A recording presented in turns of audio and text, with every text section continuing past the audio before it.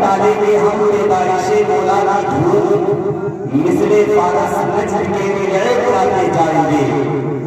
مثل فارس نہ جھٹکے گئے گراتے جائیں گے، اور خاک ہو جائیں ابو چل کر مگر ہم تو رضا، خاک ہو جائیں ابو چل کر مگر ہم تو رضا، دم میں جب تک دم ہے ذکر ان کا سناتے جائیں گے، دم میں جب تک دم ہے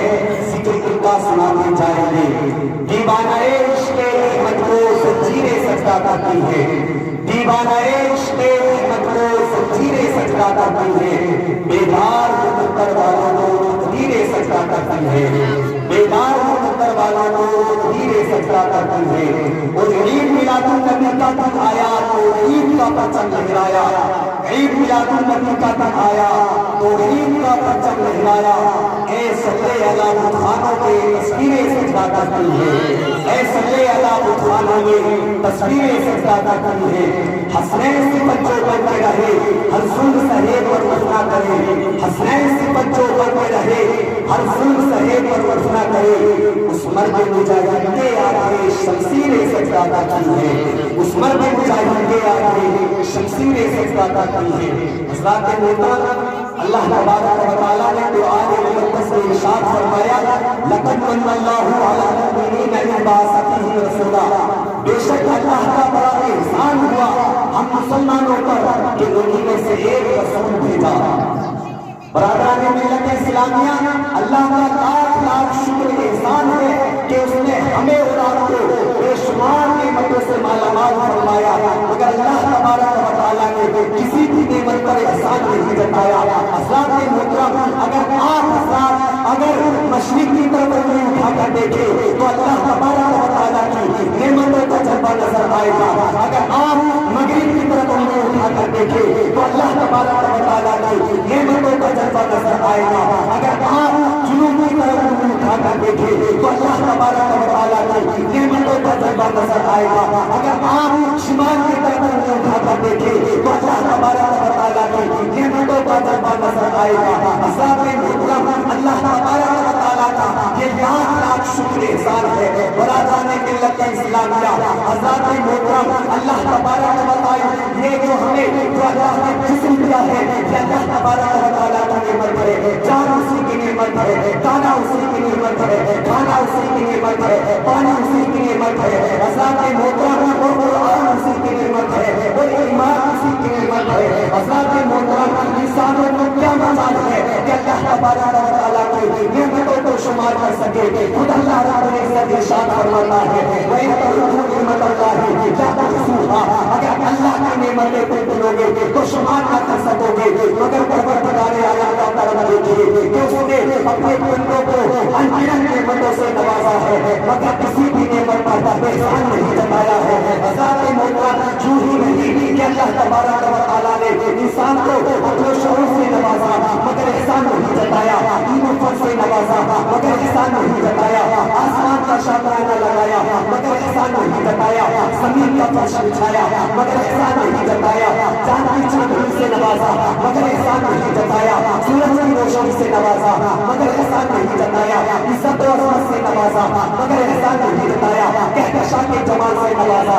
مگر احسان نہیں جتایا، آنکھیں عطا کی مگر احسان نہیں جتایا، آنکھوں کو بینائی عطا کی مگر احسان نہیں جتایا۔ حضرات محترم، وہ جو ہی نہیں کہ اللہ تبارک و تعالیٰ نے انسان کو ہاتھ میں پکڑنے کی صلاحیت عطا کی، ہاتھ میں پکڑنے کی صلاحیت عطا کی مگر احسان نہیں جتایا، اور اللہ تبارک و تعالیٰ نے انسان کے پاؤں میں چلنے کی سمت عطا کی مگر احسان نہیں جتایا۔ مختصر یہ ہے کہ اللہ تبارک و تعالیٰ نے انسانوں کو وجود بخشا مگر احسان نہیں جتایا۔ حضرات محترم، اور اللہ تبارک و تعالیٰ نے اپنے بندوں کو ہدایت کے لیے تمام انبیاء کرام کو بھیجا، احسان عظیم فرمایا مگر پروردگار عالم نے کہیں یہ نہیں فرمایا کہ اے لوگوں میں نے تم کو سبھی اللہ بنا کر بھیجا اس لیے تمہارے اوپر احسان کیا، اور میں نے تم کو اللہ بنا کر بھیجا اس لیے تمہارے اوپر احسان کیا، اور میں نے موسیٰ کو اللہ بنا کر بھیجا اس لیے تمہارے اوپر احسان کیا، اور میں نے عیسیٰ کو اللہ بنا کر بھیجا، اس لیے تمہارے کو احسان کیا۔ مگر حضرات جب سفر کرنا مقصود ہوا، مدینے کے تاجدار کا، دونوں عالم کے مالک و مختار کا، سردار بے قرار کا، شافعِ روز و شمار کا، امت میں غفار کا، مدینے کے تاجدار کا، آمینہ کے جان کا، تمام دنیا کے سردار کا، تو اللہ تبارک و تعالیٰ نے قرآن مجید میں لقد من اللہ فرمانا ہے، لقد من اللہ فرمانا ہے، لقد من اللہ فرمانا ہے، آپ کو بلند فرما دیا۔ حضرات کی محترم لقد من اللہ فرمانا ہے، آپ کو ممتاز و بلند فرما دیا۔ حضرات کی محترم اور میرے نبی کریم صلی اللہ علیہ وسلم کی تشریف آوری پاک نے ساری جگہ پر ساری مخلوق میں آپ کو ممتاز و بلند فرما دیا۔ اسی لیے تو اعلیٰ حضرت فرماتے ہیں سب سے اولا تو اعلیٰ ہمارا نبی، سب سے بالا تو بالا ہمارا نبی، اپنی مولا کا پیارا ہمارا نبی، دونوں عالم کا دولہ ہمارا نبی۔ اور کیا خبر کتنے تارے کھلے چھپ گئے پر نہ ڈوبے نہ ڈوبا خدا۔ تو محترم حضرات، ہو سکتا ہے کسی کے ذہن میں یہ بات آئے کہ اللہ تبارک و تعالیٰ نے سرکار کی آمد پر بھی وہ حصہ بتایا۔ اللہ تبارک و تعالیٰ نے بے شمار نعمتوں میں سے سرکار کی آمد پر احسان جتایا، تو اس کی وجہ یہ ہے کہ اللہ تبارک و تعالیٰ نے اور خصوص مومنوں کے دل و دماغ میں یہ بات اچھی طرح بٹھانا چاہتا ہوں کہ دنیا کی ساری نعمتیں اپنی جگہ ہے اور میرے محبوب کی عظمتیں اپنی جگہ ہے، انہیں تم دنیا کی اور نعمتوں کی طرح نہ سمجھ لینا۔ ان کا ذکر خصوصیت سے اس لیے کیا جا رہا ہے تاکہ تم ان کی عظمت سمجھ سکو اور ان کی قدر و نصیحت کا اندازہ لگا سکو اور ان کی محبت سے اپنے سینوں کو مدینہ بنا لو۔ یہ تمہاری زندگی کی معراج ہے اور اسی میں تمہاری کامیابی کا راز ہے۔ حضرات محترم اور بھلا احسان نہ جتایا جائے کہ جو کچھ ملا ہے وہ نبی کے صدقے میں ملا ہے۔ حضرات محترم اگر میرے نبی کی ولادت مقصود نہ ہو تو اس کائنات کا وجود نہ ہوتا۔ یہ زمین و زمان، یہ مکین و مکان، یہ صبح و مساء، یہ شمس و قمر، یہ برق و قمر، یہ شب و حضر،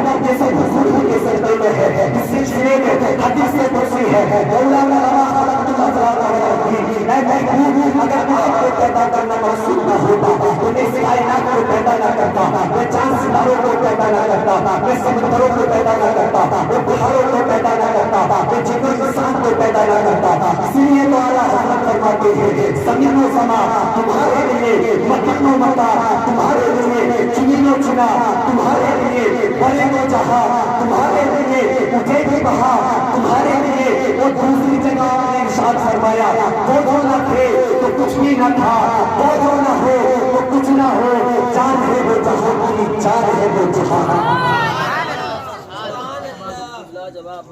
تو محترم حضرات، سرکار کی آمد کیا ہوئی کہ عالم میں انقلاب برپا ہو گیا،